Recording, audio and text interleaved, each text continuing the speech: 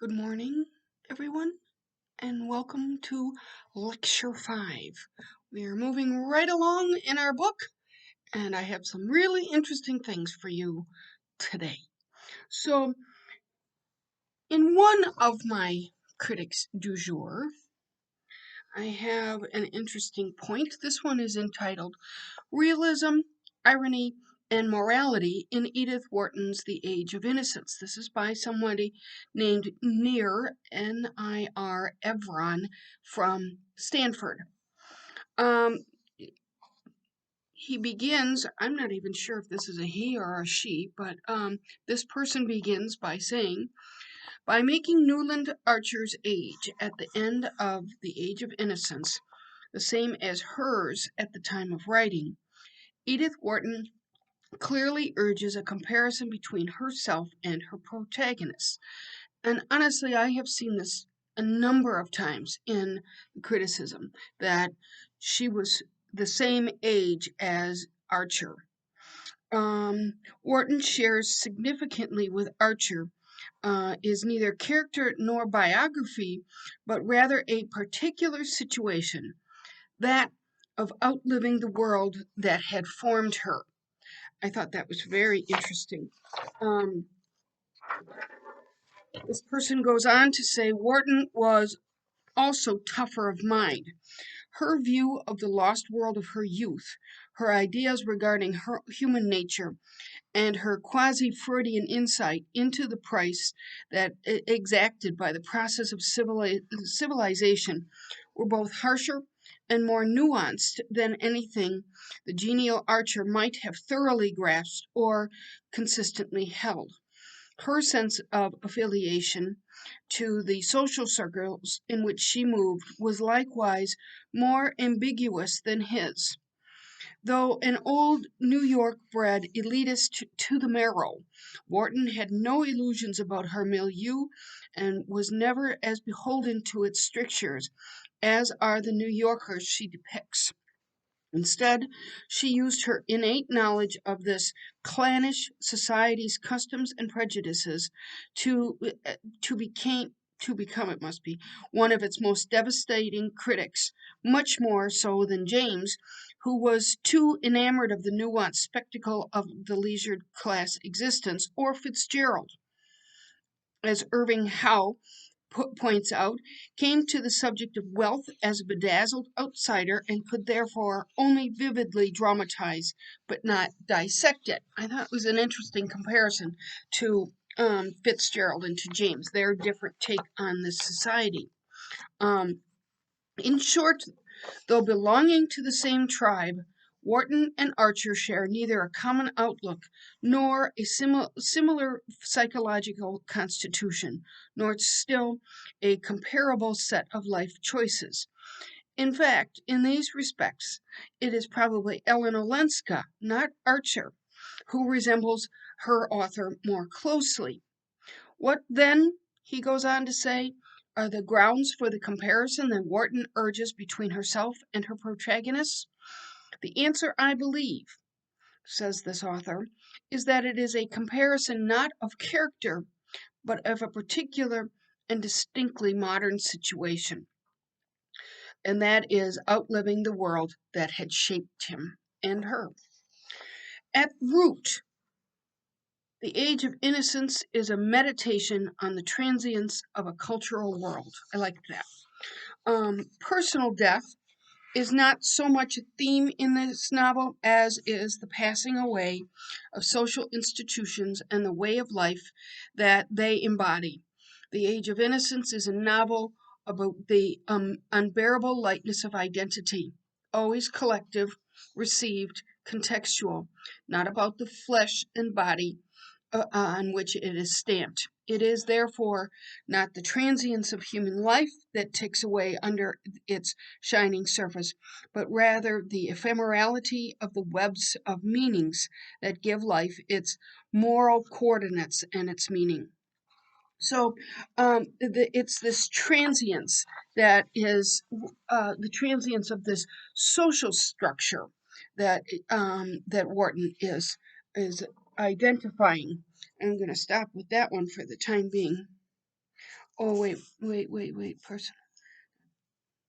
Oh, yeah. Just- I just have to write notes to myself. Notes to myself. All right, so then I found this very, very interesting article. I know you're going to like it. It is entitled Edith Wharton as Economist, an economic interpretation of the House of Mirth and the Age of Innocence. It's by somebody named Jenny Wall at Carleton College.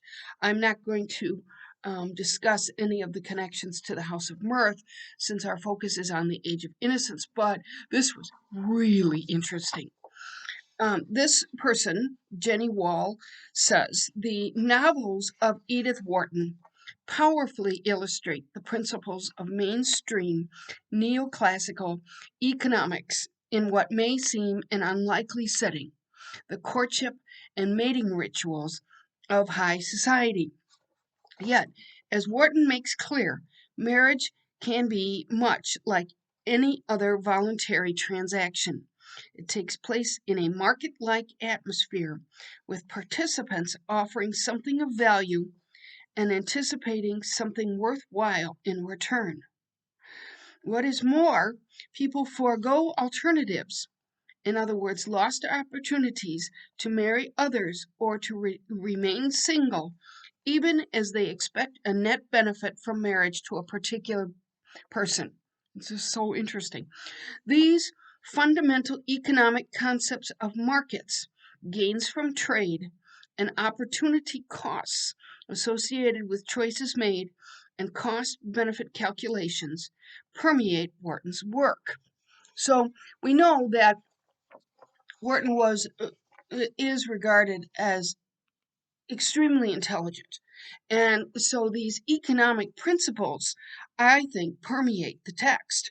The Age of Innocence, which is a study in what economists call positive assortive mating. Positive assortive mating, less cumbersomely thought of as likes associate with likes. Well, that we certainly see.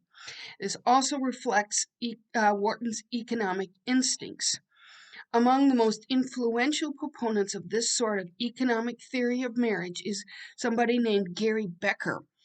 As he points out, what we tend to observe in life, as well as Wharton's novels, are matches made between persons of similar tastes and background.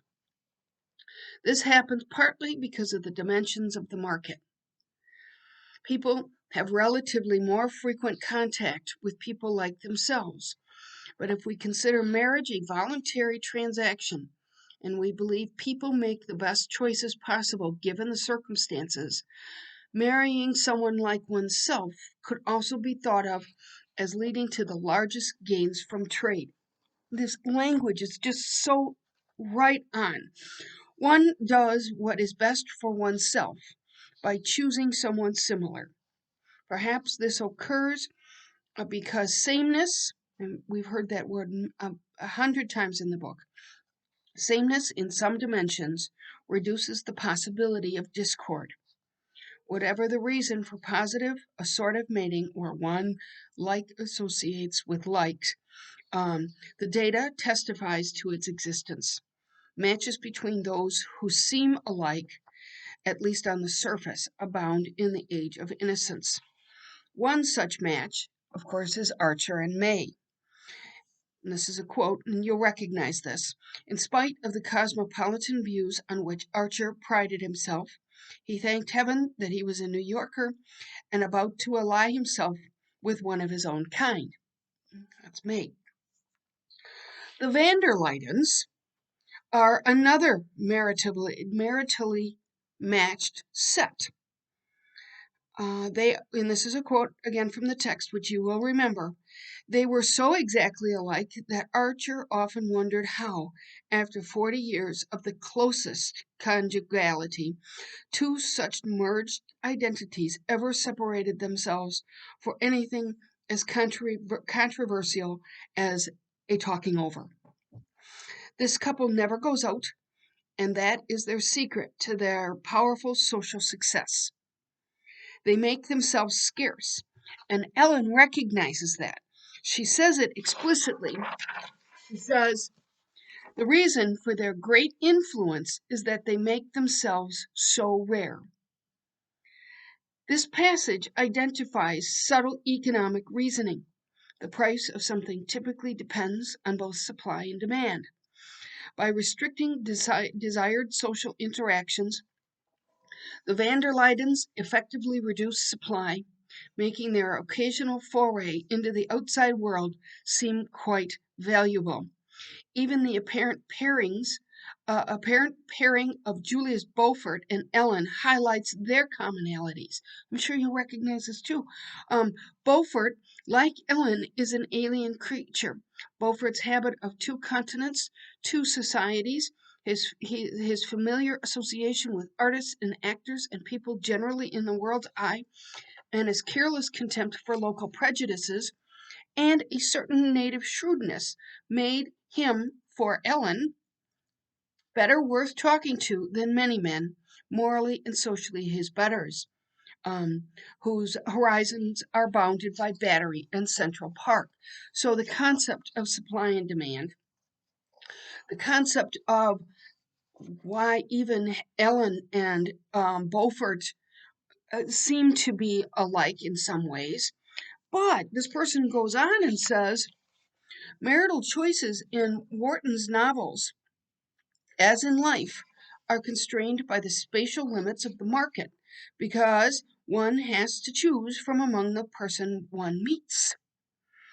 But time imposes a constraint as well. Most people don't take the first potential partner that comes along, but rather wait a bit to see if something better appears. That's so hilarious. Economic models that embody this kind of choice are known as optimal stopping models, pioneered by Albert Shiryaev. I'm not sure how to pronounce that. It's Shiryaev. This person says that an imperfect but illustrative example is the game show Deal or No Deal. Contestants can choose to stop the game and depart with a known amount of money, or they can play another round in hopes of getting more. Eventually, the game ends because the show is over. This construct applies to Archer's situation. He had married because he met a perfectly charming girl at a moment when a series of rather aimless, sentimental adventures were ending in premature disgust. And she had represented peace, stability, companionship, and the steadying sense of an unescapable duty. Archer realizes with a shiver the possible detriments of marrying someone superficially like oneself, as he foresees his own impending marriage become like others around him, a dull, and this is a quote from the text, a dull association of material and social interests held together by ignorance on one side and hypocrisy on the other. So they do marry, as we know. Let's see. Within Archer's social set, in fact, the accepted practice was for husbands eventually to look for love elsewhere and for wives to avert their eyes. We're already getting hints of that in other relationships. This created opportunities for gains from trade among men, but unspoken agreement they covered for one another to preserve appearances. Archer and Ellen never consummate their love, and this apparent missed opportunity has its costs, as both of them know. Edith Wharton successfully uses the theme of options denied to lend vitality and poignancy to the story. So, opportunity denied. There's the three concepts in this economic model. To Archer, marriage is ultimately an enterprise whose success depends on the suitability of the initial match coupled with reasonable reasonable expectations, and hard work on the parts of the participants. In the end, Edith Wharton paints her corner of the world with vivid exactness. Her deft touch owes partly to her instinctive understanding of basic economic principles. We are born with unlimited desires and scarce resources, so we make choices that carry with them lost opportunities. Everything, therefore, has its price. All we can do is what is best for ourselves given the constraints we face. Wharton's keen insights into the behavior of men and women as they court and wed reveal that whatever else she is, she's an economist at heart. So I just want to go back to the point that this author is making. I didn't even know where to stop because it was so immensely interesting. It takes place in a market-like atmosphere, with participants offering something of value and anticipating something worthwhile in return. What is more, people forego alternatives, lost opportunities to marry others or remain single, even as they expect a net benefit from marriage to a particular person. So we certainly see this with May and Archer, that and you wonder why does he go for May? But it's what benefits him at the moment. These fundamental economic concepts of markets, gains from trade, opportunity costs associated with choices made, and cost benefit calculations. So that I thought was really an interesting point, because you can see it, and if she did in fact permeate this novel with those economic principles, it flushes out some of the meaning and some of and demonstrates the motivation, I was going to say students have, characters have in what they're doing in the text.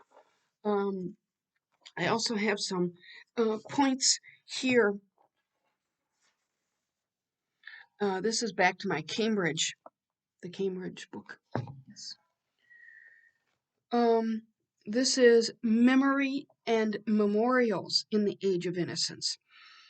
Ideas of remembrance fill Wharton's commentaries on her work in post-war years, reframing and repositioning the act of writing. She explained that since the war, all fiction had to be historical.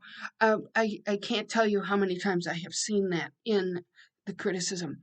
All fiction had to be historical, its time located on one side or the other of the divide. Now, again, at the start of the 21st century, her terms seem all too familiar. In the words of Marita Sturken, a cultural analyst, September 11, 2001, produced a similar sense of radical break. On that date, the world changed forever into a before and after. And if you have flown anywhere in the last number of years, you know that before 2000 before September 11 uh, is a clear dividing line between what it was like to fly then and what it's like to fly now. Don't forget, if you're going to fly soon, to wear socks, because you have to take your shoes off, and if you're not wearing socks, then you have to stand there barefoot, which is just appalling. Wharton's commemoration of the pre-war world drew her especially to the deeper past, the lost culture of New York of the 60s and 70s, as the city began to feel the first vibrations of change. The Age of Innocence begins a process of recording, of which Wharton would continue into her autobiographical writings of the 1930s. She would describe this both as an archaeological project, collecting and putting together the smallest fragments of the past, as the task of a survivor seeking to preserve the relics before the last of those who knew the live structure are are swept away with it. So we have heard her described as archaeological in her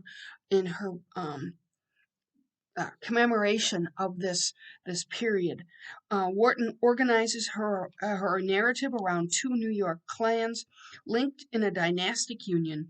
May Welland marries Newland Archer, repeated in mirror image in each main branch. The name of Ellen, the exoticized cousin, who will threaten this self-reliance. Okay, stop there.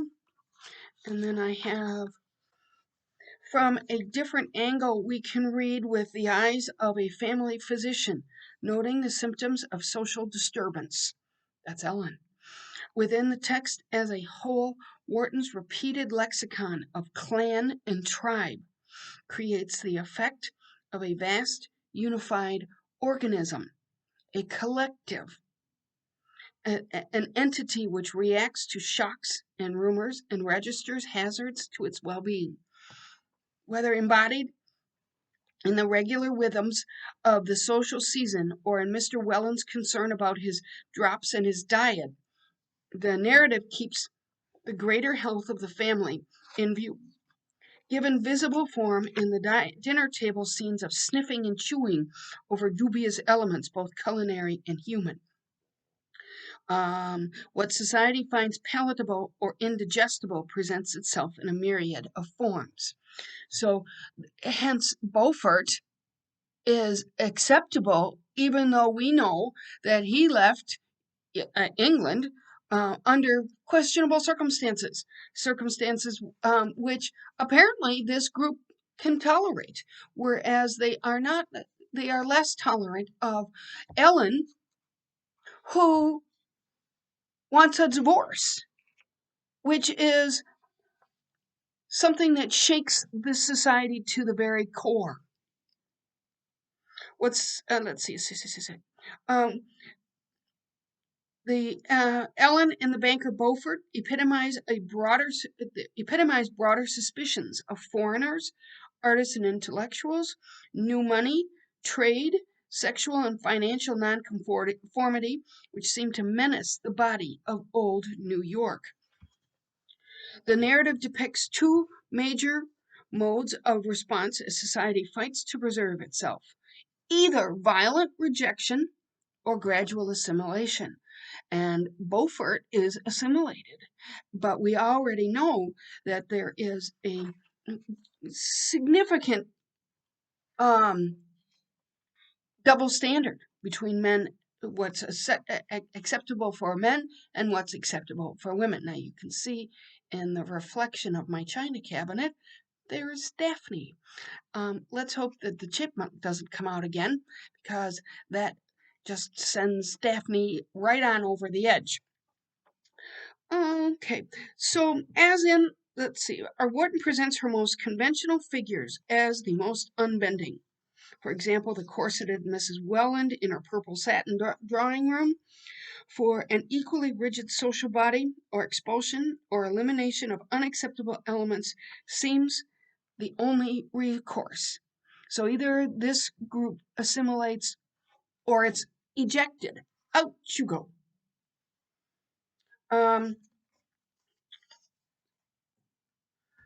In the wider narrative, however, assimilation and accommodation are more dominant. As the carnivorous Mrs. Manson Mingot asserts, the family needs new blood and new money to perpetuate itself long term. Evident in Wharton's genealogical sketch are the seeds of change present within the family itself.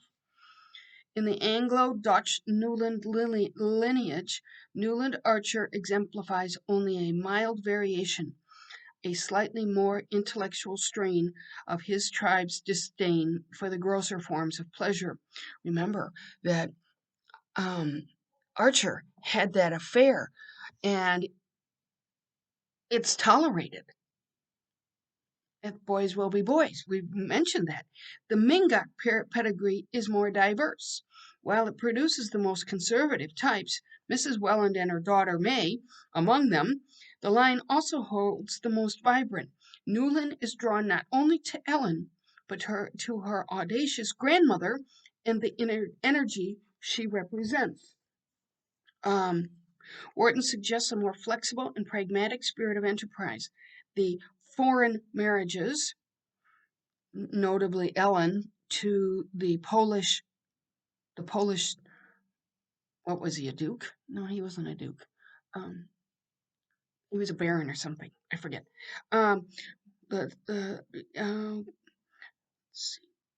breaking away from Washington Square, Catherine ruptures the boundaries. In the 1880s, the newly rich would emulate her. By the end of the novel, such currents of change have swept away all the old landmarks. But Wharton allows readers to glimpse this world beyond the enclave. It is the more dubious presences outside the known securities of genealogy who now interest many critics. Notably, the um, perhaps the mistress of Beaufort, the one who, what was her name? Fanny Ring, in her canary colored brougham. The diverse ethnic and racial others, including Ellen's swarthy maid, the Italian swarthy maid, Nastasia, or Mrs. Manson Mingott's mulatto maidservant in her bright turban, or hints of a Jewish ancestry in Beaufort. Or in the time of widespread depression, the specter of the unemployed, which evoked via a simile. So as we are reading, pay attention to those little hints of people who are outsiders.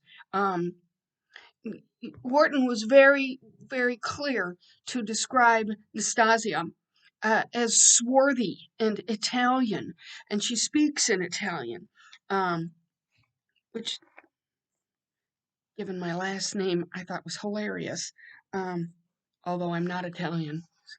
Not the hair. So anyway, I know that I went on a bit. I just kept finding more and more and more and more interesting things to tell you. I have some additional ones, but I think it's time to turn to our text now. So let's look at, I believe that we are to start again on page 136.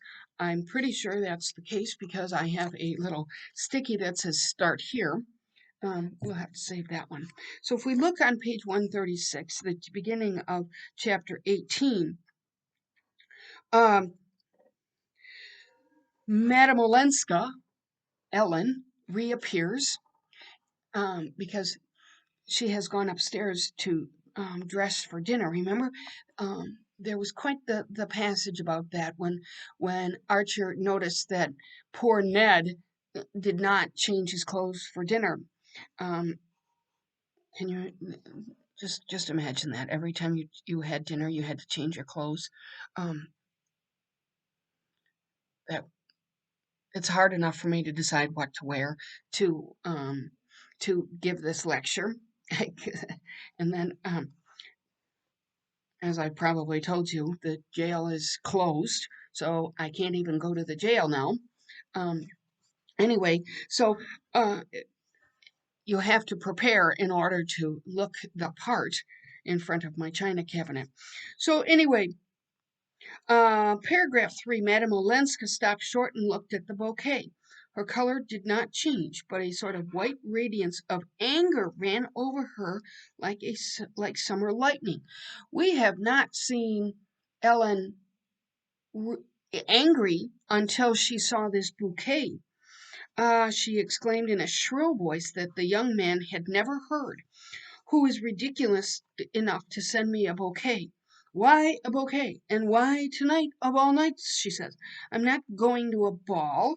I'm not a girl engaged to be married. But some people are always ridiculous. So she's annoyed, visibly annoyed by Beaufort. Um, Down towards the bottom, she hears Nastasia, the Italian maid. She's going to throw out the flowers, but then decides to do something kind and send them on to Winsett's, Ned's wife, who is apparently ill. They may give her a little pleasure. They don't give Ellen pleasure. They don't. They annoy her. If you go over to page 137, right in the middle of the page, she followed the Marchioness into the hall, saw her fitted into a miscellaneous heap of overshoes, shawls, and tippets, and called from the doorstep, "Mind, the carriage is to be back for me by at 10." This, I liked this picture. Um, this is Medora, who's got all kinds of stuff. She's kind of decorated, but I didn't know what a tippet was. That's a tippet. It's a skinny scarf. And Medora is apparently adorned with a lot of that kind of extraneous clothing. Okay, it was not usual in New York society, and a paragraph later, for a lady to address her parlor maid as "my dear one," and send her out on an errand wrapped in her own opera cloak. So here's Ellen behaving spontaneously in a way that New York society doesn't care for. Um, and Archer, though through all his deep feelings, tasted the pleasurable excitement of being in a world where action followed on emotion with such Olympian speed. Here, Wharton is setting up Ellen as other. We know she's other, but here her behavior is also other. And we're going to see a lot of comparisons between the European way and the American, much more rigid way. And then she says, "It's time for a cigarette." Can you imagine?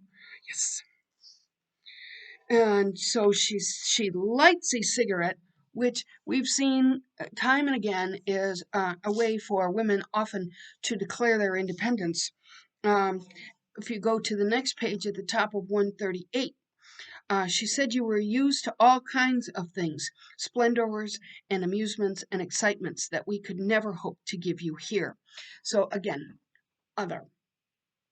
This world, and they know that this world is um, separated from the European way.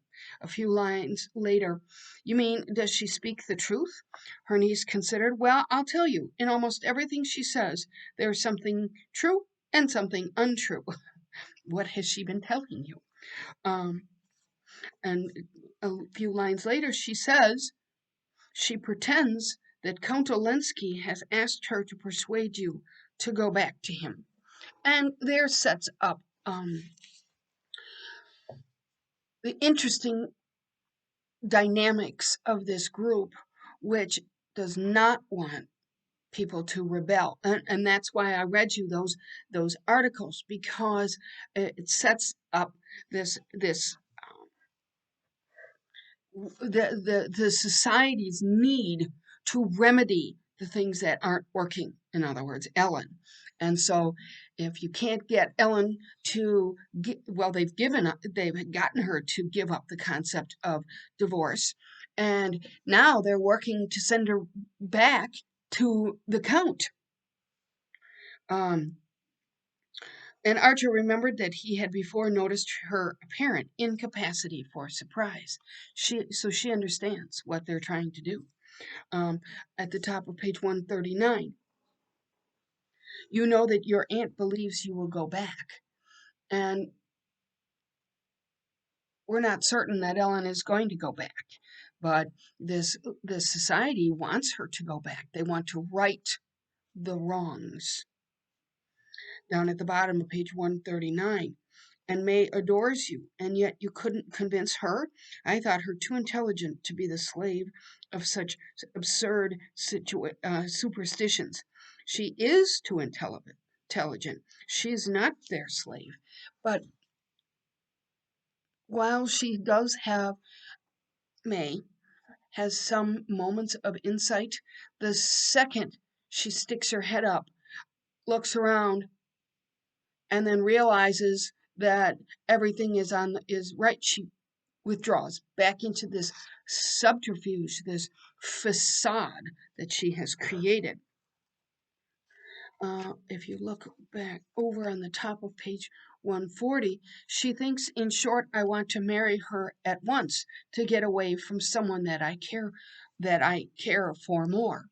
So, of course, we know that May misjudges that to a degree. She does perceive in Archer that perhaps he does care about somebody else, but May thinks it's the person with whom he had an affair a number of years ago, 2 years ago, I believe. But ironically, and therein lies the rub, we know that he's a little interested in Ellen because I don't want to marry anyone else.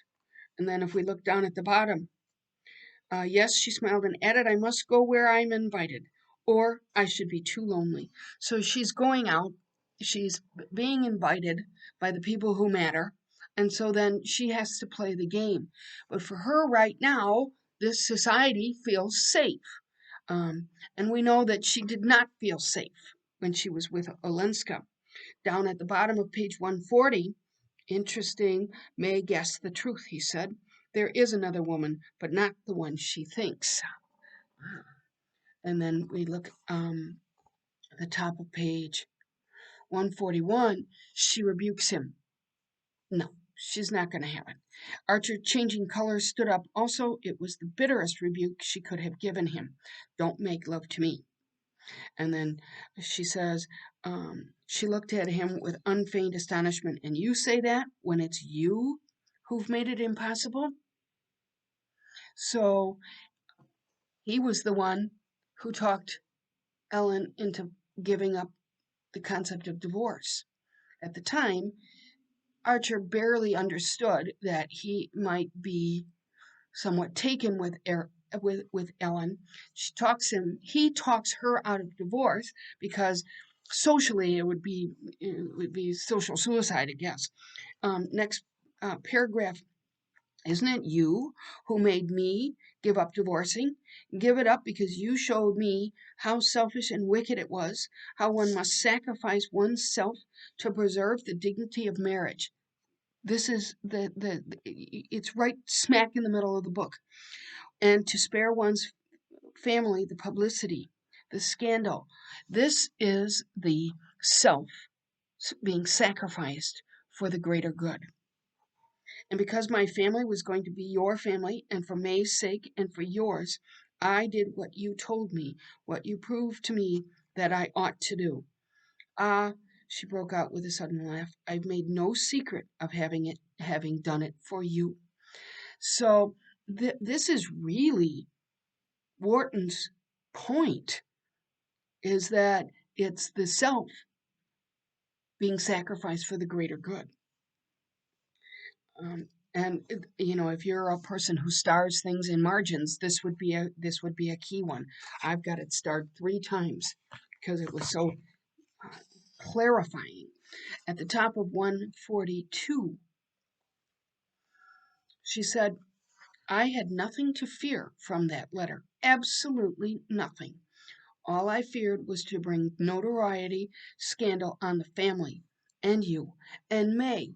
So, what's ever in that letter, she says, I had nothing to fear from it. And then a few lines later, Ellen, what madness? Why are you crying? Nothing's done that can't be undone. I'm still free, and you're going to be, which is the exact opposite of what has been happening. And a few lines later, she says, no, no, it mustn't, it can't. You are engaged to May Welland, and I'm married, that's true. He stood up too, flushed and resolute. Nonsense. It's too late for that sort of thing.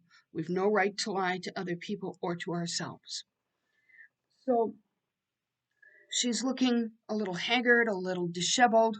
It's what I think I look like when I'm turning my hair. You've got to put those curls back in where they're supposed to go. Mid paragraph on 143, mid page. And how you insisted on announcing your engagement at the Beaufort Ball so that I might have two families to stand by me instead of just one. It's important that Ellen perceives this. She sees the dynamics of this society, and that they that was the reason that they announced their engagement. We didn't really know that. It's articulated here really for the first time. At the bottom of page 143, but you knew, you understood. You had felt the world outside tugging at one with all its golden hands, and yet you hated the things it asks of you.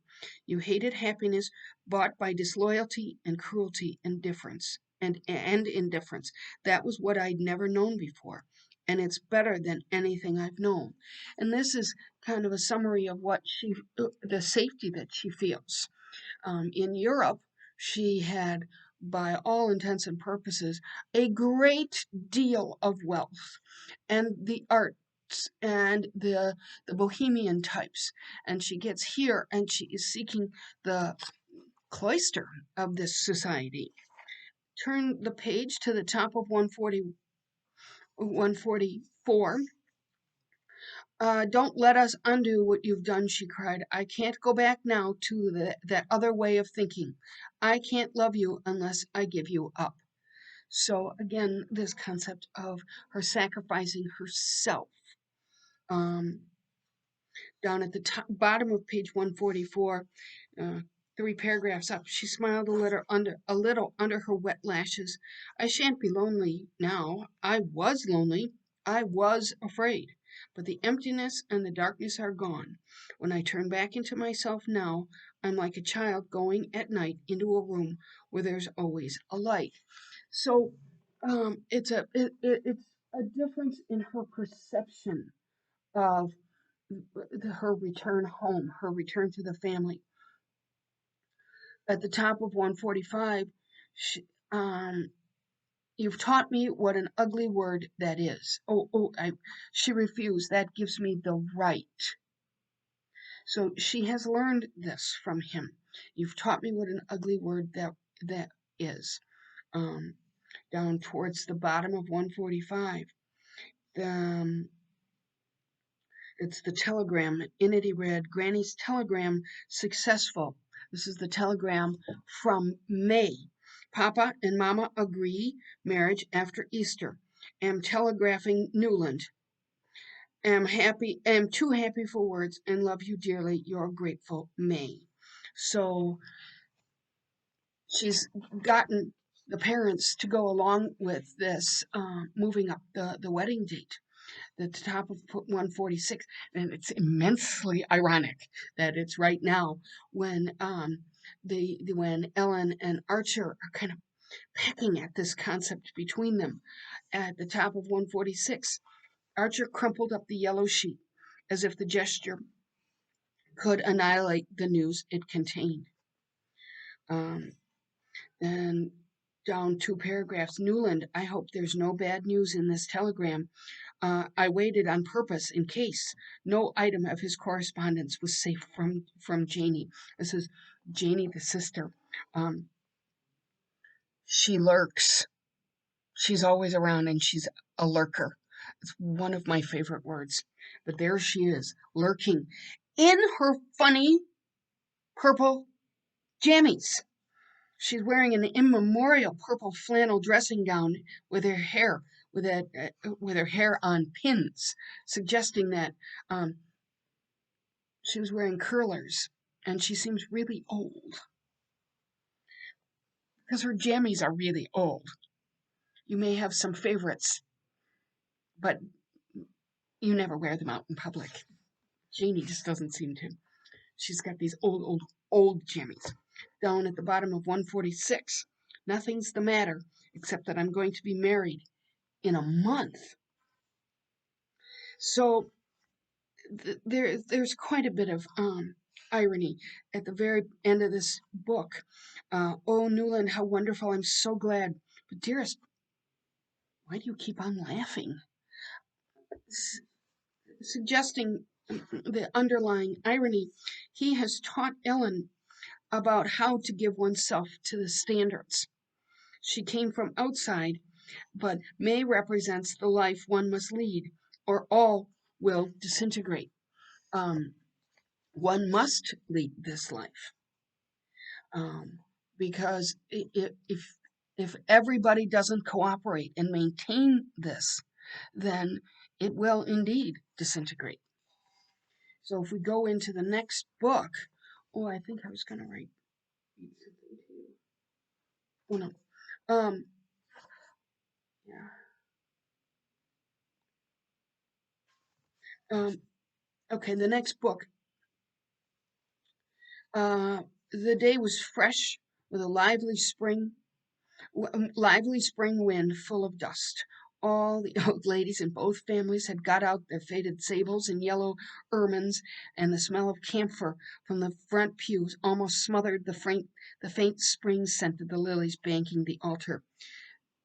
These ladies smell like mothballs, and if you've ever smelled that, it's very distinct.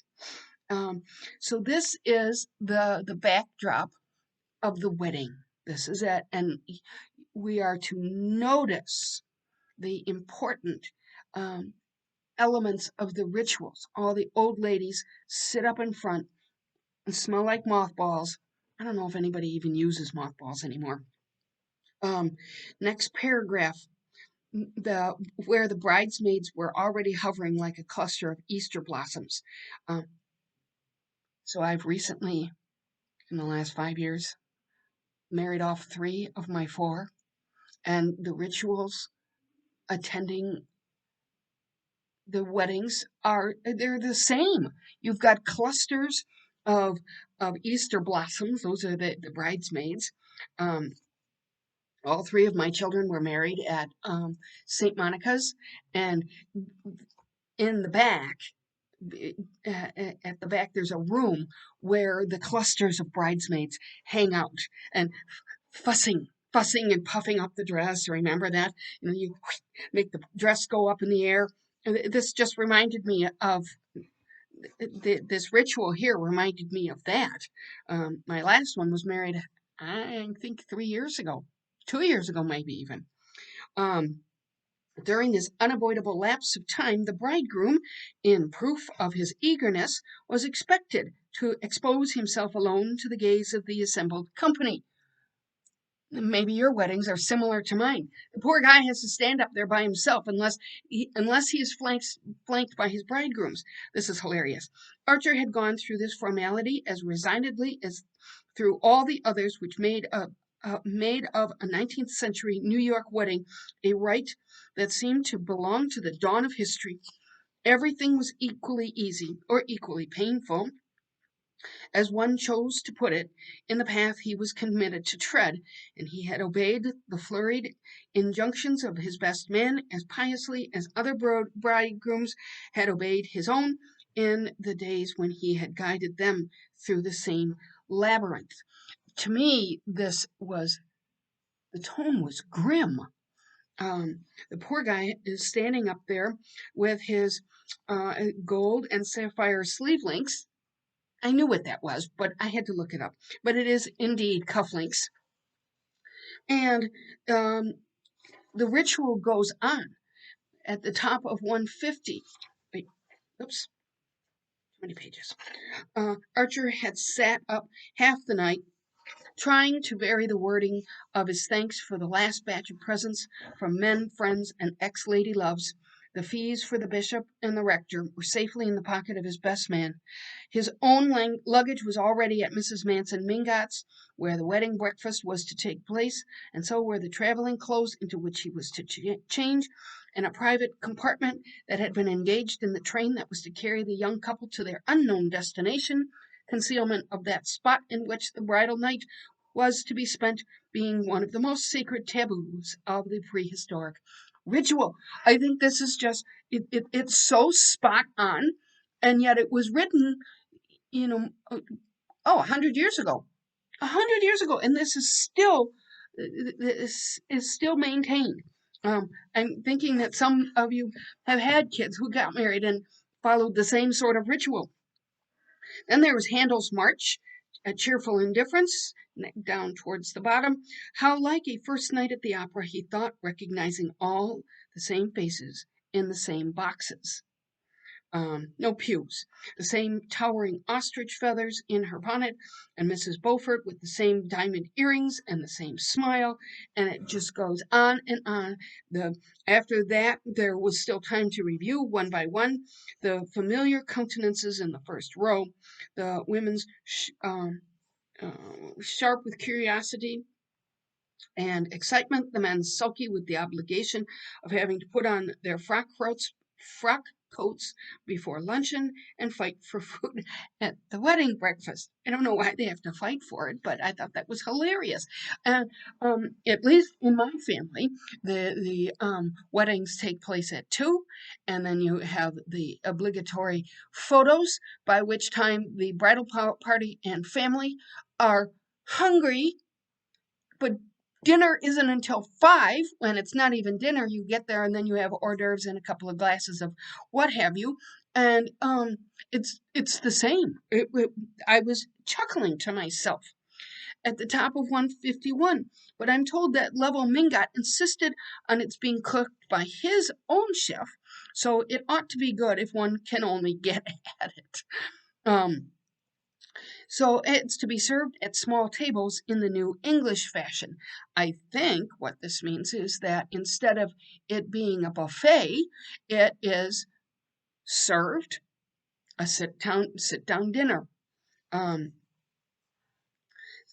Towards the bottom of page 151, we have Lawrence Lefferts, who's the guy who assesses things for good form. Archer wondered how many flaws Lefferts' keen eyes would discover in the ritual of his divinity. Then he suddenly recalled that he too had once thought such questions important. The things that had filled his days seemed now like a nursery parody of life, or like the wrangles of medieval schoolmen over metaphysical terms that nobody had ever understood. In other words, why maintain this ritual? Well, nobody really knows. It's just the way it's done. Towards the bottom of this page, yet there was a time when Archer had had definite and rather aggressive opinions about all such problems, and when everything concerning the manners and customs of his little tribe, note the word tribe, had seemed to him fraught with worldwide significance. In other words, he's pondering his past views at the top of 152, and all the while he thought, I suppose real people were living somewhere and real things happening to them. It's that's another passage that I thought should be starred, because he's beginning to question what he had always thought was important. Um, in this next bigger paragraph, um, let's see, Mrs. Archer's spectators were craning their necks to see who was coming after her.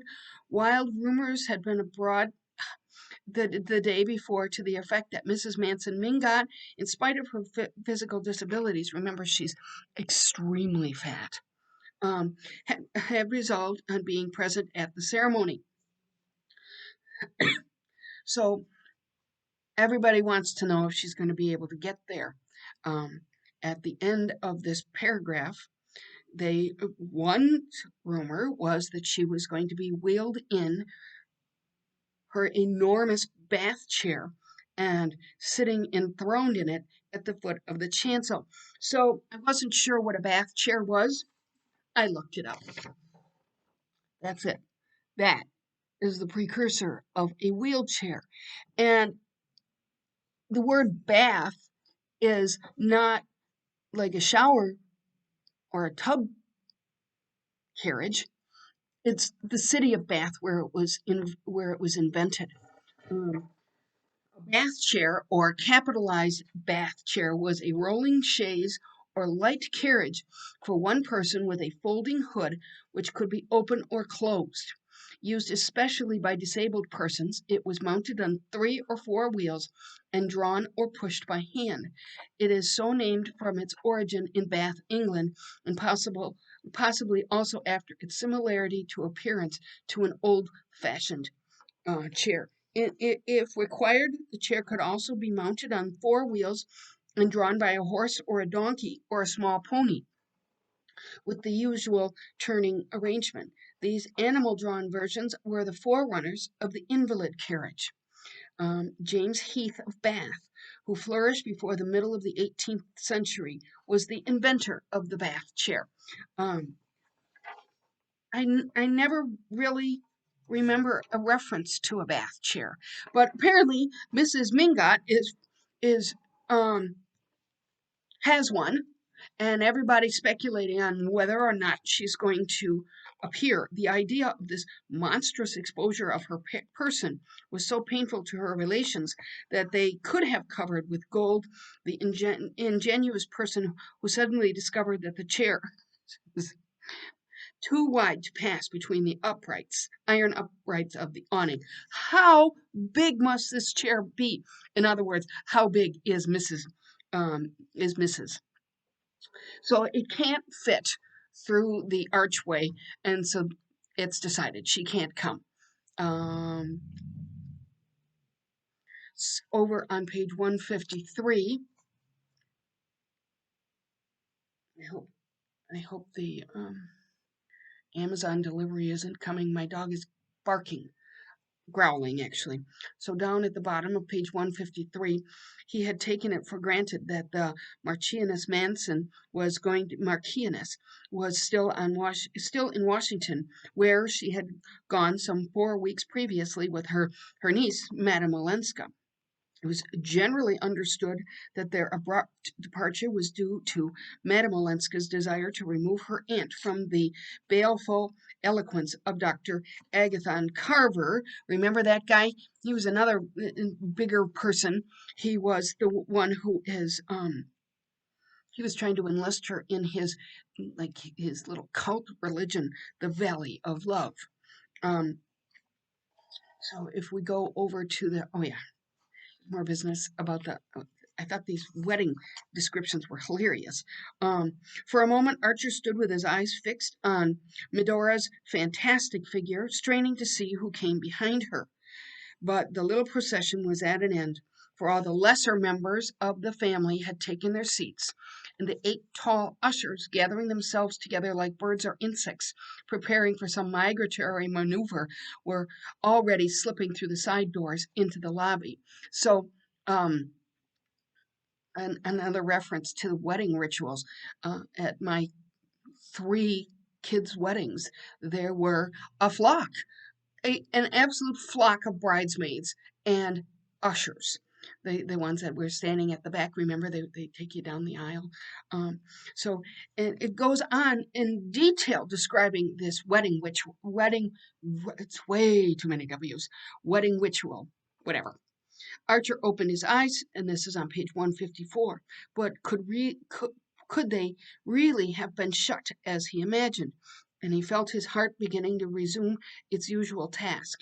The music, the scent of the lilies on the altar, always lily of the valley, um, the vision of the cloud of tulle and orange blossoms floating nearer and nearer, the sight of Mrs. Archer's face suddenly convulsed with happy sobs. You can hear the tongue in cheek from Orton. The sight of Mrs. Archer's face suddenly convulsed with a happy sob. That's the mom of the bride. Oh, that's the mom of the groom. I mean, the low benedictory murmur of the rector's voice, the ordered evolutions of the 8 pink bridesmaids, and the 8 black ushers. All these sights and sounds and sensations, so familiar in themselves, so unutterably strange and meaningless in his new relation to them, were confusedly mingled in his brain. So it's as if he's had some sort of insight, um, and that none of these things matter. Towards the bottom of page 154, without which no newly wedded couple had ever emerged from New York.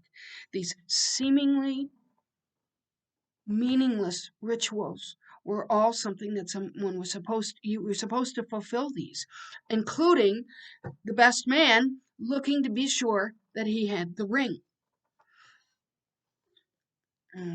This might as well have been one of my kids' weddings. 155. Darling, Archer said, and suddenly the same black abyss yawned before him, and he felt himself sinking into it, deeper and deeper, while his voice rambled on smoothly and cheerfully. Yes, of course, I thought I'd lost the ring. The detail is so interesting. Oh, in the previous paragraph at the page 155, they're all wearing corsages. I don't know if you wore those, that big thing that's always hanging down off your dress, or the corsage that you put on your wrist. They are wearing them too. And now he and his wife were pacing slowly down the nave, carried forward on the light Mendelssohn ripples, the spring day beckoning to them through the widely open doors, and Mrs. Welland's chestnuts, those are corsages, and big white favors on their frontlets, curvetting and showing off at the far end of the canvas tunnel. So she has given us these details as though we are observing them. And I just thought that they were so meticulously well defined. But at the bottom of page 155, every detail of the day had been so carefully thought out that the young couple, after the wedding breakfast, had ample time to put on their traveling clothes and descend the wide Mingot stairs between laughing bridesmaids and weeping parents and get into the brougham under the traditional shower of rice and satin slippers. It's just so detailed and clear, and you can just see it. But the narrator is giving us some distance so we can see this. And it goes on in 156. Glad to escape the usual bridal suite. It was very English to be able to go to a country house. Weirdly, of course, it's that little Dutch cottage. Of course, the irony, I'm sure, did not escape you. This is down at the bottom of page 156. It was wonderful that, as he had learned in the mission garden at St. Augustine, such depths of feeling could coexist with such absence of imagination. Interesting, isn't it? But he remembered how even then she had surprised him by dropping back to inexpressive girlishness as soon as her conscience had been eased of its burden. That's that. To me, it seemed like she would pop up, look around, make some sort of observation, and then withdraw. And at the top of 157, and he saw that she would probably go through life dealing to the best of her ability with each experience as it came, but never anticipating any by so much as a stolen glance. She puts on the facade and doesn't break it. Perhaps that faculty of unawareness was what gave her eyes their transparency, and her face the look of representing a type rather than a person, as if she might have been chosen to pose for a civic virtue or a Greek goddess.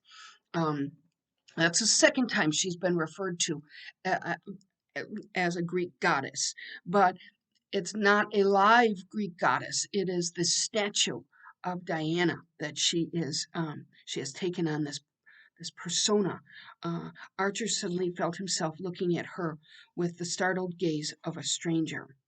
And then mid page, he said, no, yes, it was beautiful, he said, looking at her blindly and wondering if, whenever he heard the two syllables, Ellen, all his carefully built up world would tumble around him like a house of cards. He's wondering this on his wedding day. Doesn't seem too good. Um, at next page, Archer stared at the speaker so blankly. I hope you're noticing this language. He's looking at her blankly. He's looking back. He looks at her on the page before blindly, and here he's looking at her blankly.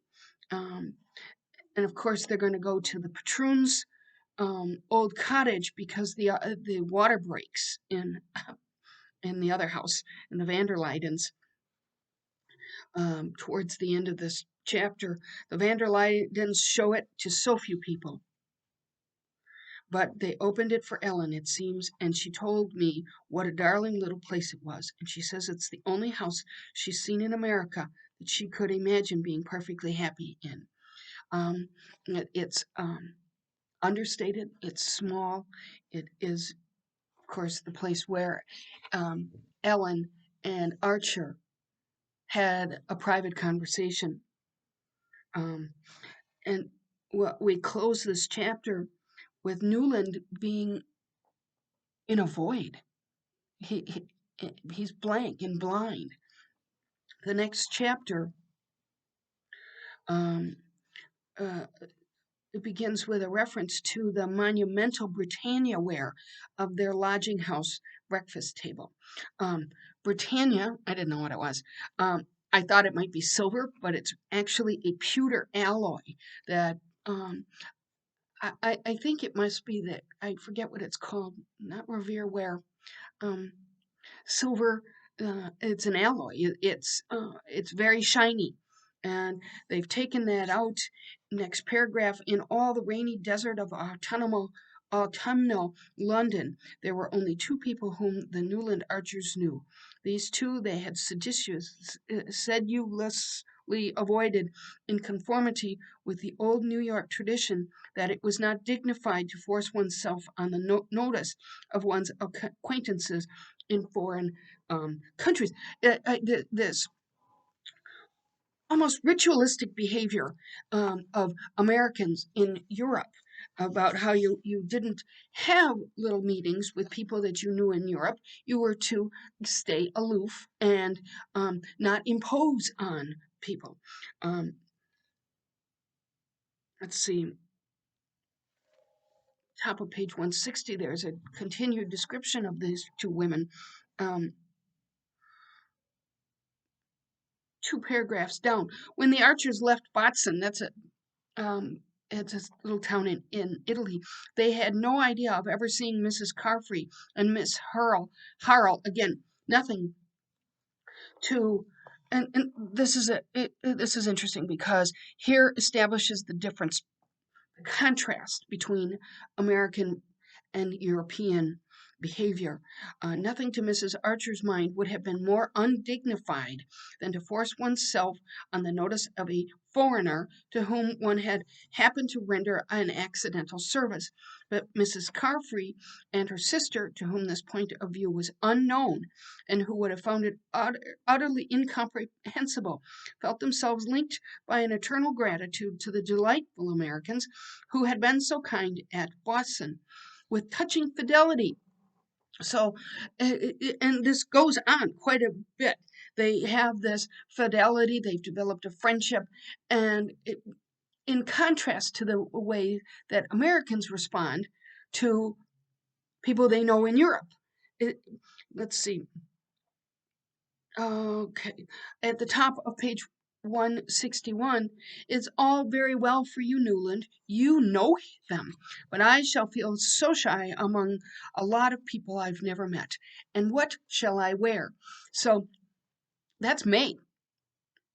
And um, they are traveling, and they've been invited to to go out with these two, or go to their home, I think. But the point is that this sentence suggests May's narrowness. She can't interact with these two people with whom they've been invited. The moist English air seemed to have deepened the bloom of her cheeks and softened the slight hardness of her virginal features. Poor thing. Or else it was simply the inner glow of happiness shining through like a light under ice. What an image! Like a light under ice. Like her her facade is frozen. We've seen that kind of illusion before. These people are they're described elsewhere as being frozen under ice and preserved. And he thinks that he tries to enter into her perplexity, but don't English women dress just like everybody else in the evening? And Newland, how can you ask such funny questions when they go to the theater in old ball dresses and bare heads? Perish the thought. And remember, we had a description of those ladies sitting in the box in the very opening scene of this book, and they've got huge ostrich feathers, and you can imagine them bobbing their heads about. But here again, more contrast between Europeans and Americans. Down at the bottom of page 161. Oh, well, said Archer, getting up. Look here, the fog's lifting. If we made a dash for the National Gallery, we might manage to catch a glimpse of the pictures. The National Gallery is in Trafalgar Square, so they are. He wants to take a quick run on over to the National Gallery to take a look at some of the pictures. Top of page 162. Um, They had not gone to the Italian lakes. On reflection, Archer had not been able to picture his wife in that particular setting. I thought that was an unusual um, observation of him viewing his wife, who doesn't fit in the Italian lakes. We have seen that before, where women of this era would simply pose in a setting. And that's what both of them are putting her in a setting. What he's learning and what is being revealed to us is some of the flaws of May. One of the things is that she's uncomfortable in in the company of people she doesn't know. Another thing that she doesn't care for is traveling. In reality, traveling interested her even less than he had expected. She regarded it as merely an enlarged opportunity for walking, riding, swimming, and trying her hand at the fascinating new game of lawn tennis. So she only does a certain number of fixed activities. In London, nothing interested her but the theaters and the shops.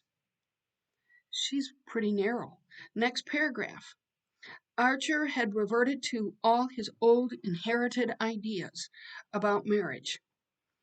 It was less trouble to conform with the tradition and treat May exactly as all his friends treated their wives than to try to put into practice the theories with which his untrammeled bachelorhood had dallied. There was no use in trying to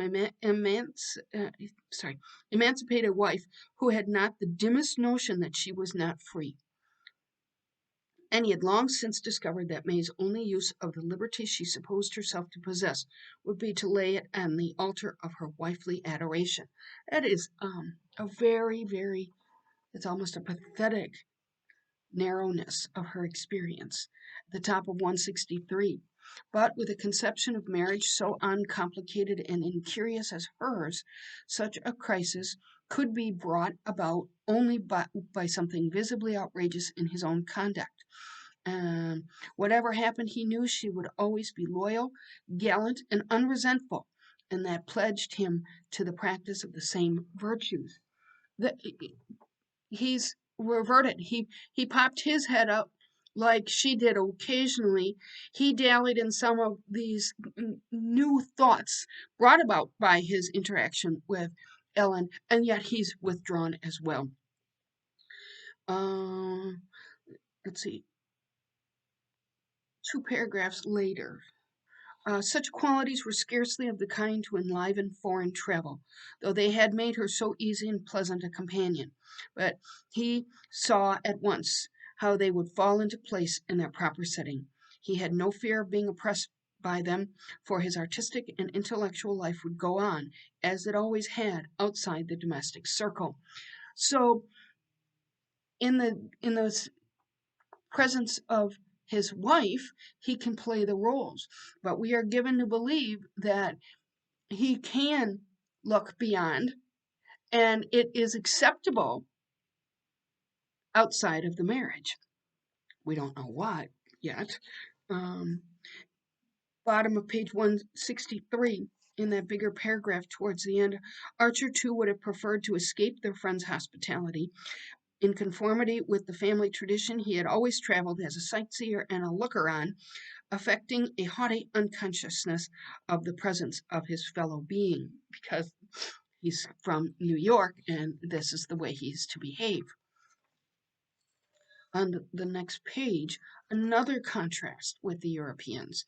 Let's see. Were too different from the people Archer had grown up among, too much like expensive and rather malodorous hothouse exotics to detain his imagination too long. Um, the Duke reappears. Look me up, won't you? But no proper spirited American would have considered that a suggestion to be acted on. Now remember, Wharton lived most of her adult life in Europe, in Italy, and outside of Paris.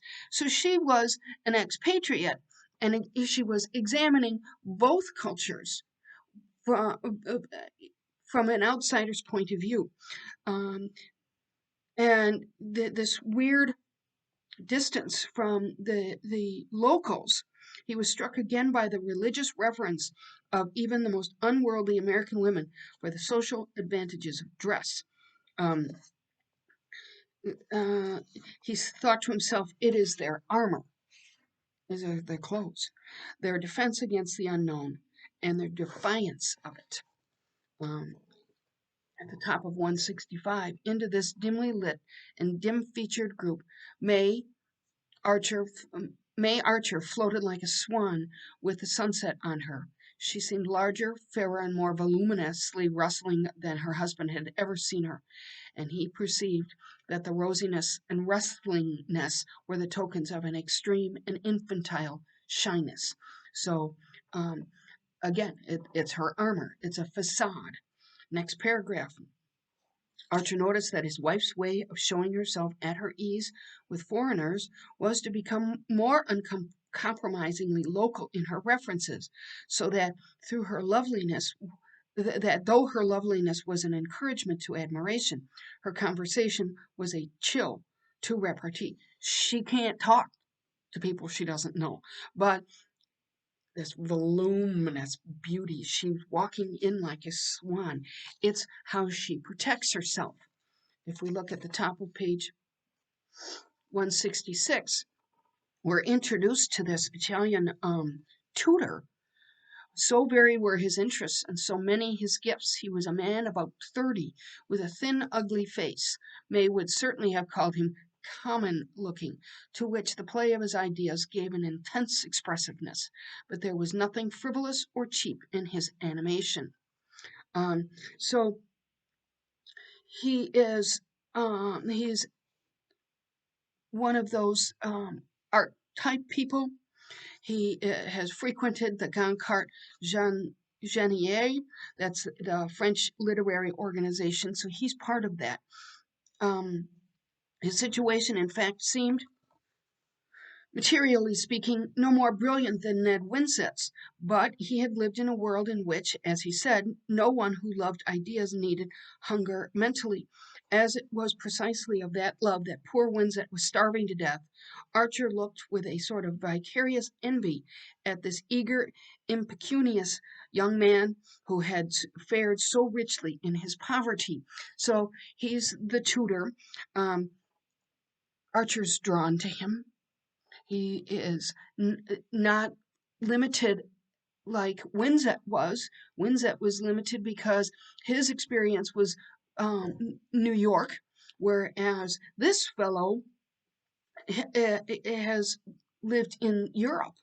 You see, monsieur, it's worth everything, isn't it, to keep one's intellectual liberty, not to enslave one's power of appreciation, one's critical independence. So um, he's seeming to voice what is in the back of Archer's mind. On the top of page 167, at the end of the first complete paragraph, he's who who thought the life of idea was the only one worth living. He continues to stare at Monsieur Riviere perplexedly, wondering how to tell him that his very superiorities and advantages would be the surest hindrance to success. Um, so, Monsieur Riviere, at the bottom of page 167, his hour with Monsieur Riviere had put new air into his lungs, and his first impulse had been to invite him to dine the next day. Of course, May's not having it. Um, at the bottom of 167, May roused herself from one of the dreamy silences into which he had read so many meanings before 6 months of marriage had given him the key to them. So she's inclined to dreamy silences. It almost seems like she's in a coma. She's just posturing. She's the eye of the beholder. Um, she, of course, reveals her snobbishness at the top of page 168. The little Frenchman, wasn't he dreadfully common? She questioned coldly, and he guessed that she nursed a secret disappointment at having been invited out in London to meet a clergyman and a French tutor. Such it's a revelation of the level of her snobbishness, but by old New York's sense of what was due to it when it risked its dignity in foreign lands. Paragraph or so later, why, I should say anywhere but in his schoolroom. Those people, those people are always awkward in society. But then, she added disarmingly, I suppose I shouldn't have known if he was clever. No, she wouldn't know if he was clever. Um, And we have Archer's view on that. He disliked her use of the word clever almost as much as her use of the word common, but he was beginning to fear his tendency to dwell on the things he disliked in her. After all, her point of view had always been the same. Can you hear my dog? I don't know what she wants something. We're just going to pretend that I don't really know what it is. Um, After all, her point of view had always been the same. It was that of all the people he had grown up among, and he had always regarded it as necessary but negligible. Only a few months ago, he had never known a nice woman who looked at life differently, and if a man married, it must necessarily be among the nice. Um, we can hear the sarcasm in the narrator's voice. And then at the end, at the top of 169, the more Archer considered it, the less he was able to fit Monsieur Riviere into any conceivable picture of New York as he knew it. So remember, the tutor is thinking about moving to America because his job is going to be done. The person he's been tutoring is going off to college, so he needs a new job. But Archer knows that Monsieur Riviere is too worldly to work well in New York society. He perceived with a flash of chilling insight that in future many problems would be thus negatively solved for him. But as he paid the hansom and followed his wife's long train into the house, he took refuge in the comforting platitude that the first 6 months were always the most difficult in a marriage. Um, but the worst of it was that May's pressure was already bearing on the very angles whose sharpness he most wanted to keep. So he's maybe strangling on some of this, and I'm pretty sure that's where I was to come to an end. In today's, I've got my little piece of paper that says "stop here," but I do want to read a little bit in a different article. Um, let's see. This theme became fully the idea of the collective and contextual, meaning the ephemerality of the web of meanings that give life its moral coordinates and its meaning. This theme became fully articulated only at the conclusion of the novel. Oh, I can't read that because, no, we haven't gotten that far yet. Um, so I have one other thing that I want to tell you, and this is in the Wolf biography. Let's see. Archer's naivete about the configuration of his emotional life is coupled with an empty adherence to convention. With a little, and we see him, he's going up the stairs, following behind his wife. With a little effort, he might become a good man, for there is nothing vicious in his nature, and much that is generous.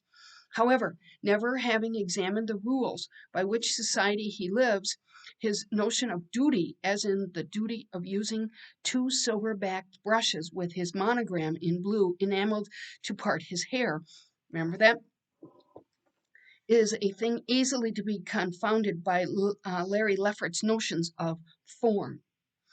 His reading and his active imaginative life have brought other worlds and other customs to his attention, but his reflex for conformity has been too strongly developed to permit him easily to measure his own traditions against the others. He sees them, but can't measure.